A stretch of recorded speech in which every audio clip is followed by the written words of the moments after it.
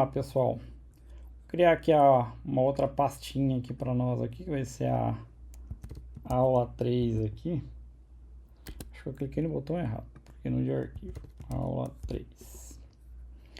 Vamos criar a nossa main aqui. main.go e, claro, vamos dar aqui um cd aula 3 aqui. Deixa eu dar um ls aqui. Vou botar uma aí, cd aula 3. Vou dar um go mod init aqui, aula 3. Pronto, criou aqui o arquivo da aula 3. E vamos para nossa main aqui, fazer o nosso package. Vou colocar aqui como main. E vamos criar nossa main aqui para a gente poder iniciar a nossa aula. Bom, a aula de hoje vai ser sobre GoRoutines, tá? A gente vai criar aqui um arquivo gigantesco e vai processar esse arquivo gigantesco. A gente vai ler também o arquivo gigantesco e a gente vai trabalhar com uma coisa chamada workers, né? Pelo menos é um apelido carinhoso para trabalhar com channel e GoRoutines, né? A gente chama de workers porque são como trabalhadores, né? Ou seja, você pode colocar um trabalhador, dois trabalhadores, três, quatro, a quantidade que você quiser ali para trabalhar no mesmo arquivo ou distribuir tarefas, né? A ideia da GoRoutine você pode também colocar processos isolados para ser executado. Por exemplo, é muito comum numa API você, por exemplo, fez a venda, salvou no banco de dados e já quer devolver a resposta para o cara de uma vez que o dado já foi processado, mas enquanto isso você quer, por exemplo, mandar um e-mail e já devolver a resposta para o cara. Ou seja, a rotina de e-mail vai rodar no tempo dela e você já devolveu a resposta para o cara. Pode falar. Isso aí é o que? Uma thread? Então, pode ser chamado de uma thread a GoRoutine, tá? Ela tem algumas especificidades diferentes do que você está acostumado no Delphi, né? Você pode, diferente de uma thread que você está acostumado, você pode disparar 3 GoRoutines, por exemplo, e a que te devolveu o valor primeiro, você fica com ele e não precisa esperar terminar o resto das threads. Então, por exemplo, vamos dizer que você tenha, sei lá, 3 internet e você quer disparar 3 GoRoutines, cada uma para consultar um site. E aquele que te devolveu o valor mais rápido é o que você fica, o resto você descarta. Você pode fazer isso se você quiser. Tá?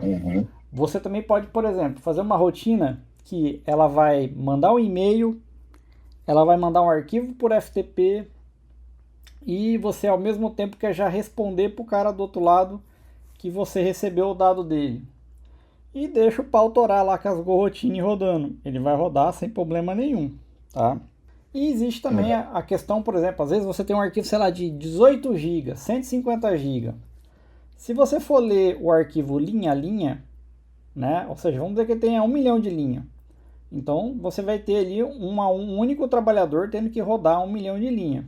No Go, se você quiser colocar uma GoRoutine para cada um processar 250 mil arquivos de uma vez, você pode. Então você teria 4 pessoas rodando um arquivo de gigante e 4 trabalhadores fazendo um trabalho ao mesmo tempo. Ou seja, em vez de você ter que esperar um serviço executar ali um a um, você pode dividir ele por 4 e fazer o serviço mais rápido. Tá? São os agentes, né? São os agentes. Né? Então a GoRoutine ela é excelente para esse tipo de coisa, mas também a gente tem que tomar cuidado com outras coisas. Por exemplo, não é porque você está rodando um monte de trabalhadores que vai ser rápido. Tá? Um exemplo, vamos dizer que você está lendo um arquivo e você tem um único banco de dados. Se você colocar 10, 20, 30 trabalhadores e o gargalo seu é o banco, vamos dizer que você consegue inserir uma vez, um por vez, vai adiantar você ter 4 trabalhadores lá? Não, vai ficar 3 esperando para comitar o dado. A gente tem que tomar cuidado com essa questão de colocar GoRoutines e saber distribuir ela. Por exemplo, cada trabalhador meu vai ter uma conexão exclusiva com o banco. Então, você vai, na hora que você abrir a sua GoRoutine, cada trabalhador você já pode subir ele com uma conexão de banco de dados separada. Para quê? Para não engargalar lá na hora de jogar para o banco. Tá? Então a gente tem que fazer planejamentos antes de sair usando uma Gorrotine. Por exemplo, vamos dizer que você queira ler um arquivo. Quando você lê um arquivo, ele está preso na leitura ali. Outra pessoa vai conseguir ler? Não. Ou seja, é uma pessoa que lê o arquivo por vez. Então, fala, Paulo, mas então para ler um arquivo, para que compensa então eu colocar trabalhador? Só que o gargalo vai ser ler o arquivo. Aí é que tá. Você pode colocar uma linha para cada trabalhador e dependendo dessa linha pode ter muitas informações. Então, só o tempo que ele vai gastar tendo que interpretar a informação, separar a informação, fazer uma série de coisas, às vezes compensa você usar o trabalhador, porque você pode ter 4, 5, 10, cada um trabalhando essa informação para depois você gravar ela no banco de dados. Então você acaba ganhando tempo nesse aspecto, né? Então a gente tem que analisar cara a cara o que compensa. Às vezes, por exemplo, você quer, igual é muito comum aí a gente mexer com arquivos de integrações, que às vezes você tem que ler 3 arquivos ao mesmo tempo para depois unificar esses arquivos e jogar isso tudo dentro do banco de dados. Você poderia colocar uma Gorrotine, cada uma fazendo o seu papel, e o sistema vai esperar o término dessa tarefa para prosseguir. Então, vamos simular isso? Então, a gente vai criar aqui uma função anônima, tá? Vou chamar aqui uma função anônima. E eu vou colocar aqui, por exemplo, uma função do pacote time chamado sleep. Tá? O pacote time com sleep, o que ele me permite? Ele me permite esperar um determinado tempo. Tá? E eu vou escrever uma mensagem aqui para gente, só de forma intuitiva aqui, para a gente só instruir. Então, eu vou fazer aqui um hello world 1. Tá? Vou copiar a função de novo. Vou executar de novo e fazer mais uma outra aqui, vou executar de novo, tá? Vou salvar e vou dar aqui um go run aqui. Para diferenciar aqui, eu vou colocar aqui um número 2 e um número 3 aqui, tá? E vou executar. Então ele vai imprimir lá o hello world 1, 2 e 3. E ele esperou um segundo para poder imprimir cada um deles. Então vocês veem aqui, ó, que foi numa cascata, ok? Agora a gente vai colocar a palavra Go aqui atrás. Então para você abrir uma thread é muito simples no Go. Só escreve a palavra Go. Onde você quiser, você escreve a palavra Go e pronto. Você tem uma thread rodando ali, tá? Então eu coloquei aqui a palavrinha Go. Escrevi o Go aqui no outro, pronto. Vou rodar de novo. Veja que por eu ter rodado, não apareceu nada. Vocês desconfiam o que aconteceu aqui? Não, né? Quando a gente coloca com a palavrinha Go, você abre uma thread. Só que o processo é tão rápido e a Go ela funciona de forma independente que eu mandei disparar e o programa já terminou e encerrou. Porque eu não pedi para o programa esperar as Gorrotine processar. Para a gente fazer essa espera, a gente escreve a palavra select e finaliza ele aqui com uma chaves. Tá? Por quê? Eu quero que espera o término de todas essas Gorrotines aqui para prosseguir para a linha de baixo. Então eu vou fazer aqui um hello world 4 aqui, por exemplo. Vou fazer aqui um hello world 4 e vou rodar. Tá. Veja, ó, que imprimiu, ó, 2, 3, 1 na minha Gorrotine, tá? Vou mandar rodar de novo. Olha lá, imprimiu 1, 3, 2, tá?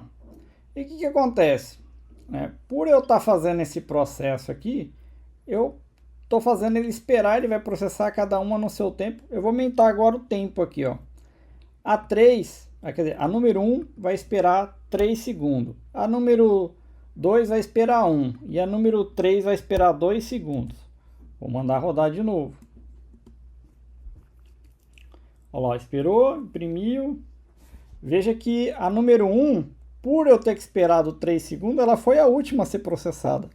Mas vocês viram aqui que a palavra select, ela esperou o seu devido tempo até processar todas. Então, se eu invertesse aqui agora, por exemplo, a 2 fosse 3 segundos e a número 1 fosse 1 segundo de espera, você vai ver que vai inverter a impressão. Então vai ser a 1 primeiro, a 3 por segundo e a 2 por terceiro. Vou mandar rodar de novo.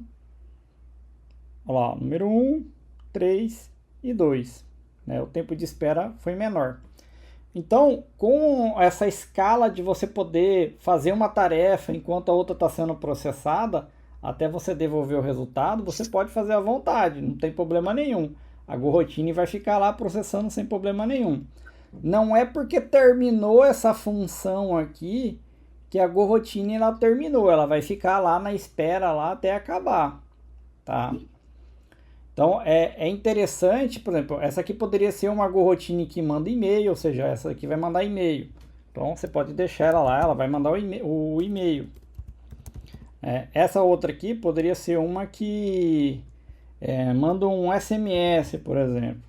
E essa daqui devolve a resposta para o usuário. Vai ser um push notification. Quando eu mandar lá no sistema, cada uma tem seu tempo e cada uma vai processar de modo individual ali sem problema nenhum. Eu até posso mandar aqui, imprimir uma outra mensagem. Ó. Eu vou mandar imprimir uma mensagem aqui no começo da minha função. Vai ser aqui, ó, vou colocar aqui como um monte de letra A. E vou colocar aqui no finalzinho aqui um monte de B. Vocês vão notar que vai ter, na hora que eu mandar executar, olha lá, ó, ela executou esse cara aqui primeiro, depois ela executou esse outro aqui e as Gorrotines foram processar depois dela. Veja, ó, que imprimiu A, imprimiu B e só depois que foi processar as outras Gorrotines. Então eu não preciso ficar me preocupando em monitorar se essa função está sendo executada ou não. Dei o golzinho, mandei executar, ela está executando lá no tempo dela. Quando ela concluir, ela vai me devolver. Aplicação, só criei e acabou. Uma outra coisa muito comum aí quando a gente está trabalhando com thread é a gente querer acessar o mesmo objeto. Vai dar merda, né? Ou seja, quando a gente tenta acessar o mesmo objeto, elas entram em disputa, tá?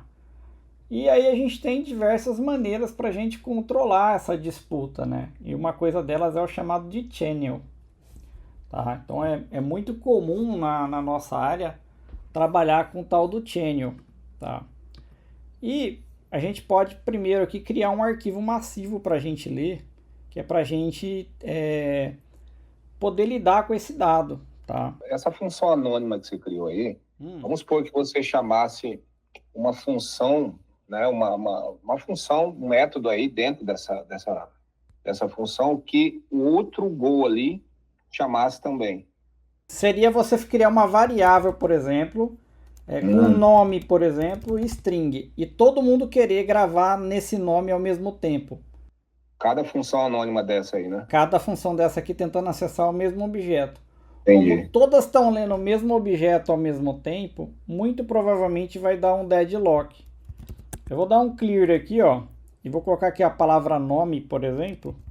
E vou dizer aqui, ó, a primeira função ela vai escrever o nome SMS, a segunda vai ser um nome e-mail 2 e a terceira aqui vai ser nome push notification. A variável é a mesma para todo mundo, tá? E, ou seja, tô todo mundo gravando nela aqui. E aí vou também mandar imprimir o valor dela. Vou vir aqui, ó, vou colocar um nome aqui. Vou trocar, vai imprimir o nome. Vai imprimir o nome. E vai imprimir um nome, tá? Pode ser aqui que a princípio aqui pra gente não dê diferença nenhuma, tá? Mas vamos lá. Vou mandar rodar agora um Go e mandei imprimir. Olha lá o nome e-mail, e-mail, e-mail. Todo mundo imprimiu o mesmo nome e-mail. As três, tá? E-mail, e-mail, e-mail. E o que apareceu a palavrinha aqui para nós aqui, ó? Deadlock. Por quê? Todas elas competiram entre si para pegar a mesma variável e aí a hora que deu problema. Por quê? Independe do tamanho do arquivo e do tráfego aí também, né? Exato, independe. Tá?